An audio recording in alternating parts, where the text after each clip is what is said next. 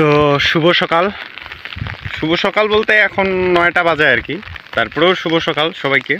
তো কথা হচ্ছে 9টা না 8:30 আর কি। তো বৃষ্টি পড়তেছে আর কি, বৃষ্টি রাত থেকেই পড়তেছে। বৃষ্টি পড়ার কারণে হচ্ছে জমিতে পানি লেগে গেছে অনেক। তবে আমি বৃষ্টিতে দেখতে আসলাম যে আমরা যে জমিগুলো গাড়ছি আর কি, যে ধানগুলো লাগাইছি সেগুলোর কি অবস্থা আর কি।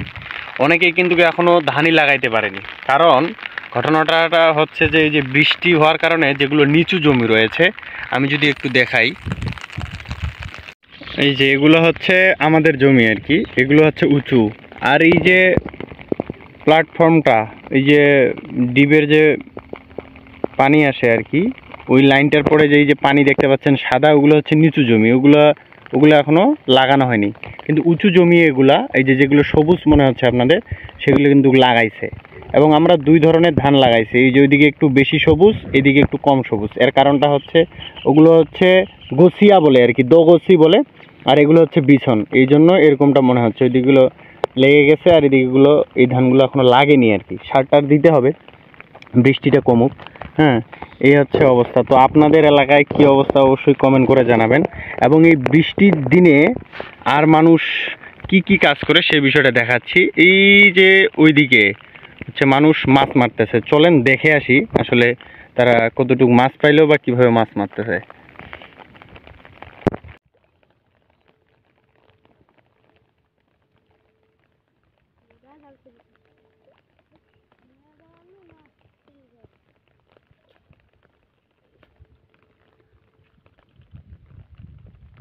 যে বৃষ্টির দিনে আমাদের খাড়ির অবস্থা আর কি, কিছুটা হলে হচ্ছে কি হয়ে যাবে, ডুবে যাবে আর কি।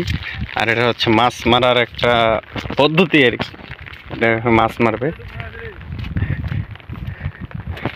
এই হচ্ছে অবস্থা। হ্যাঁ, এই যে বৃষ্টির দিনে কিন্তু মাছ হচ্ছে মারার অনেক পদ্ধতি থাকে।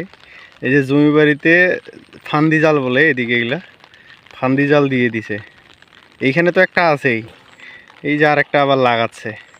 তো মেন কথা হচ্ছে মাছ পাবে কি না এটা পরের বিষয়।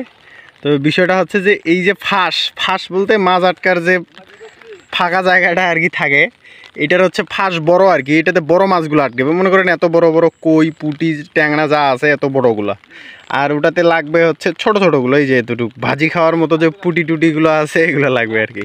এখন দেখা যাক কি অবস্থা হয় আর কি।